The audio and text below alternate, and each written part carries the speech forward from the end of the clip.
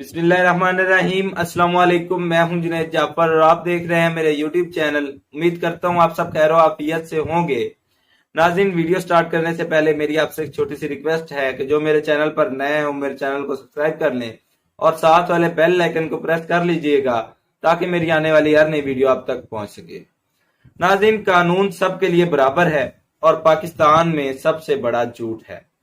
आज से तकरीबन 10 साल पहले एक कत्ल होता है कराची के इलाके डिफेंस में। शाहजेब नामी एक लड़का जिसकी उम्र 19 साल और शाहरुख जतोई कातिल जिसकी उम्र 18 साल थी। उसने छोटी सी बात पर शाहजेब का कत्ल किया और अब वो कातिल बाइज्जत बरी हो गया है।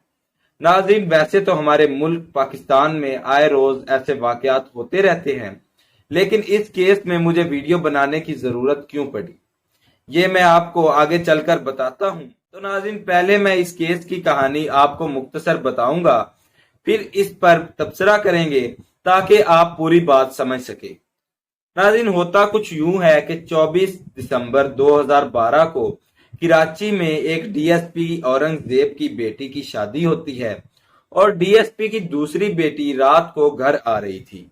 चूंकि कातिल और मकतूल एक ही मोहल्ला और एक ही गली में रहते थे। आपको बताता चलूं कि कातिल का नाम शाहरुख खान जतोई था, जो कि एक नवाब खानदान और बड़ा सियासी असर रसूख रखने वाले खानदान का चश्मो चराग है, और मकतूल का नाम शाहजेब था, जो कि एक सर्विंग डीएसपी का बेटा था। शाहजेब की बहन रात गए घर आ रही थी तो शाहरुख के नौकर ने उस पर नाजेबा जुमले कसे। चूंकि शाहजेब की बहन भी डीएसपी की बेटी थी, वो उससे लड़ने लग गई, जिस पर शाहजेब को पता चलता है और वो घर से आकर शाहरुख जतोई के नौकर को 2-4 थप्पड़ लगा देता है। जब शाहरुख जतोई को इस बात का पता चलता है तो वो भी आ जाता है और वो कहता है कि आपने मेरे नौकर को थप्पड़ क्यों मारा है, जिस पर शाहजेब का वालिद मामला रफा दफा करवाता है, लेकिन शाहरुख नहीं मानता। वो कहता है कि शाहजेब ने मेरे नौकर को थप्पड़ मारे हैं, तो जब तक मेरा नौकर शाहजेब के मुंह पर थप्पड़ नहीं मारेगा तब तक सुलह नहीं होगी।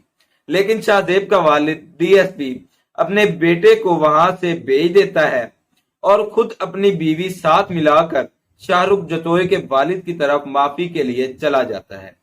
पीछे से शाहरुख जतोई डीएसपी के बेटे शाहजेब को कत्ल कर देता है और कत्ल करने के बाद शाहरुख जतोई मुल्क से फरार हो जाता है, जिसे बाद में दुबई से गिरफ्तार किया जाता है। जिसके बाद शाहरुख और 3 और आदमियों पर पर्चा दर्ज हो जाता है और मीडिया पर इस केस को काफी उछाला जाता है, जिस पर चीफ जस्टिस ऑफ पाकिस्तान इस केस का 100 वोटों लेते हैं। और नाज़रीन, ये केस पूरे 10 साल कंट्रोवर्शियल रहने के बाद आखिरकार बरी हो जाता है। तो नाज़रीन, मेरा इस केस पर वीडियो बनाने का मकसद ये था कि आप लोगों को बताऊं कि पाकिस्तान में कानून सिर्फ गरीब लोगों के लिए है। अमीर आदमी जब चाहे गरीब को रोन दे।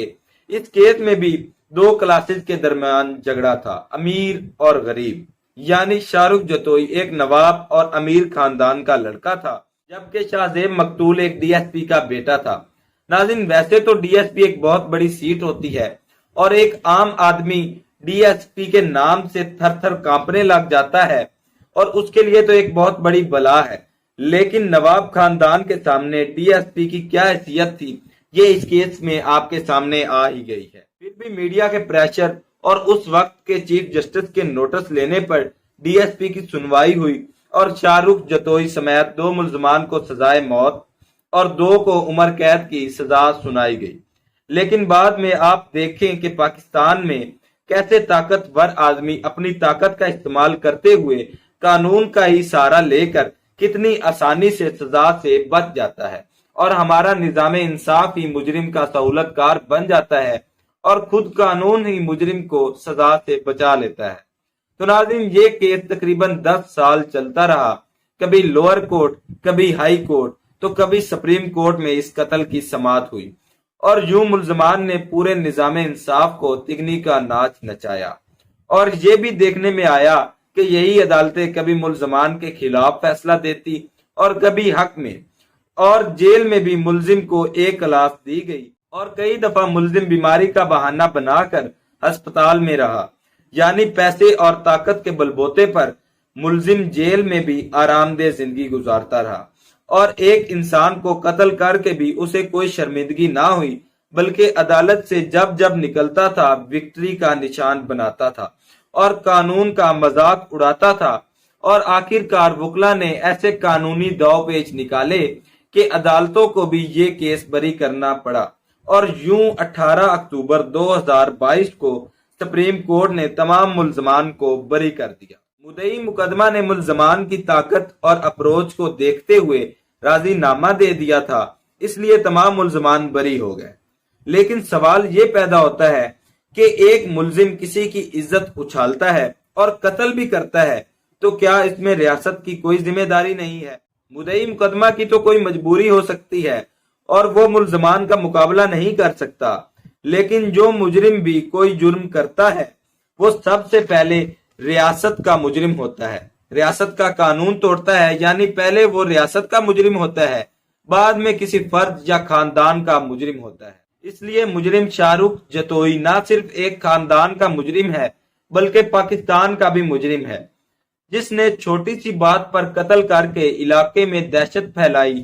ایسے مجرم کو اگر مقتول کے ورثہ معاف کر بھی دے تو ریاست پاکستان کے قانون توڑنے اور ارض پاکستان پر فساد پھیلانے کے جرم میں سزا ملنی چاہیے تھی۔